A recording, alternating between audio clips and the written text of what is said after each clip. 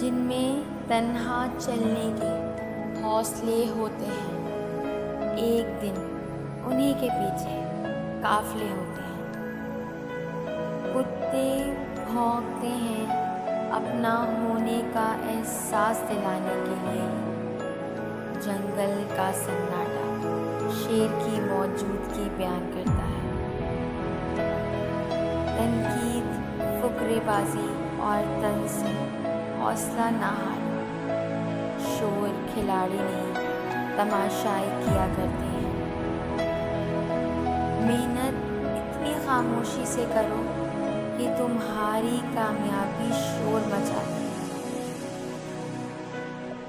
अगर रास्ता खूबसूरत है तो मालूम करो कि किस मंजिल को जाता है।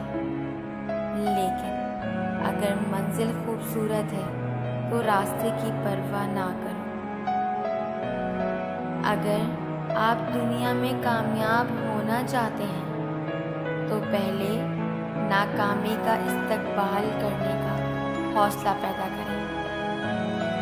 पूरी दुनिया में सिर्फ एक ही शख्स है जो आपकी ज़िंदगी को बदल सकता है, और वो आप खुद हैं।